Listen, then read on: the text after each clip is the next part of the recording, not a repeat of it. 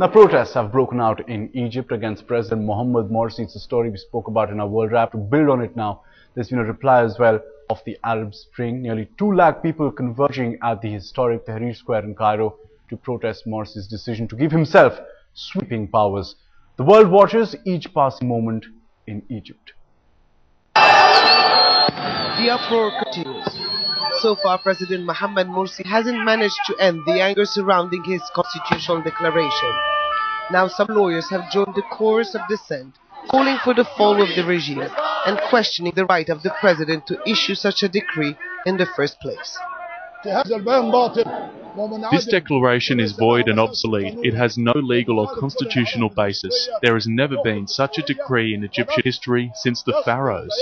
The text essentially allows the president to issue laws and decrees with impunity when it comes to, quote, acts of sovereignty.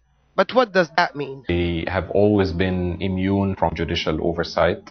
They are acts that are seen to be within the purview of the president, like matters of deciding whether or not to sign an international treaty, deciding whether or not to enter reservations on a treaty, diplomatic affairs, national security. It has been expanded over the years to also include matters related to the division of powers within the government. The Egyptian president has also positioned himself as a guarantor of last year's revolution by issuing a law he says will protect the revolution and its gains. But the opposition says it's just a revised version of the emergency law that enabled former President Hosni Mubarak's firm grip on power for 30 years. The president and his supporters have been trying to convince the opposition that these are temporary measures that will be revoked once the country comes out of this tumultuous transitional period. But the opposition says that the declaration comes at a critical time when the constitution is being written and for a purpose.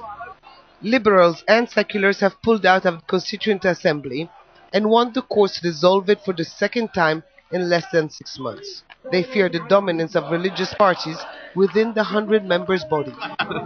But Morsi's supporters deny accusations that the president wants to hold all powers and say he was left with no other choice. This constitutional declaration, he has set his mind to protect the revolution of Egypt. This president was being blamed for not being fast enough, for not being stern enough, for not being strong enough in opposing the deep pockets of the state.